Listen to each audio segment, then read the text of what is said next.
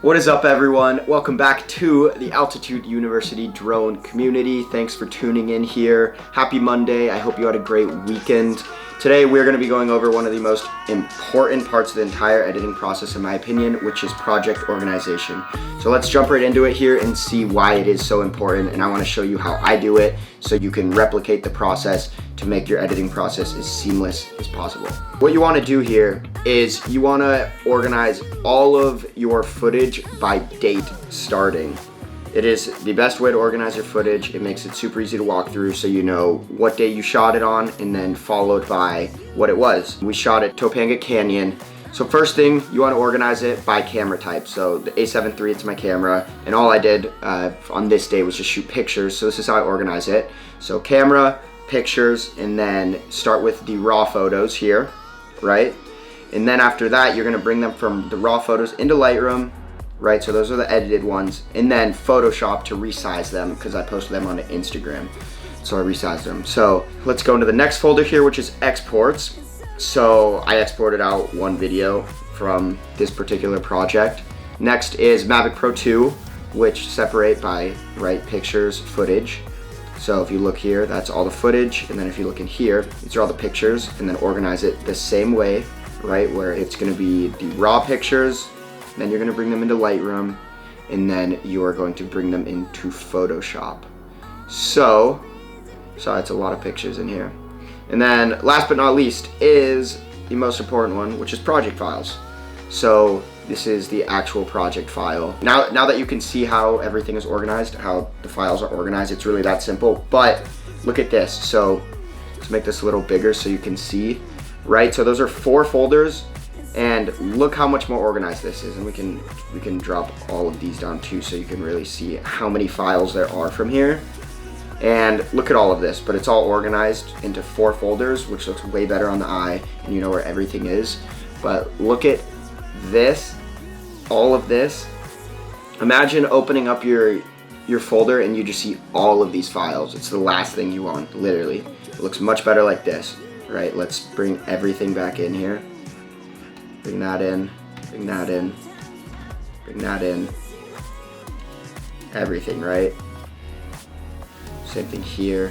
Close all of these folders. Look at that. Look how organized that is. Literally 4 folders, and you know where everything is laid out. So let's jump into Premiere here. Let's show you how to import your footage and build out the correct sequence. Awesome. So here we are in our brand new project right here. And first things first, we want to import all of our media before we begin editing. And we want to have it organized as perfectly as possible, like I just showed you in the folders. So first things first, we want to create a bin. I hit Command B, that is the shortcut. You can also go right here, create new bin. You can hit that too. So first things first, we're gonna call this one footage. And we're going to drag in the footage we wanna use, which we shot all right here, right? So take all of this, just select all of the footage you want, and then go like this. Drag it right into here and watch, it's gonna import it right in. Boom, just like that. There's our footage. That simple. Cool. Next, what we want to do is create a sequence now that we have the footage in here. So new bin, Command B, you can go down there, hit that.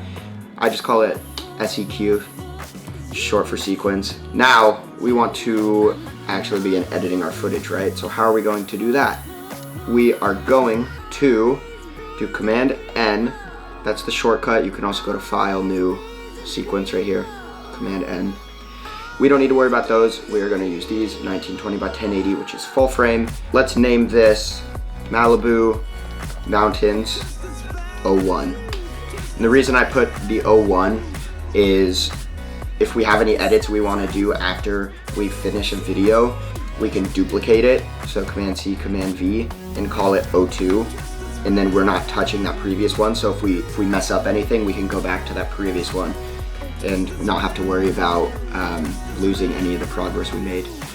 So for now though, we just need this one, and make sure you drag that into the sequence, right? So boom, here we are in the sequence. And you can see the sequence settings. If you go here, go to up to sequence settings, and you can see, right, the time frame, 23.976 frames a second. You can change that to whatever you like. I recommend keeping it right here. the frame size 1920 by 1080, which is this section actually right here. So now that we have the footage, we can look through, scrub through your footage, see what you want to bring in, right? I like this section of this clip, so I'm gonna press I for the in point, and then we're gonna go to the end of the section we want here. Say right there, we're good. Boom. Press O to set the out point. It's also these two things right here, mark in, mark out. And then drag video only, so this won't take any audio. I mean, it's the shot on the Mavic Pro 2, so there's no audio anyways.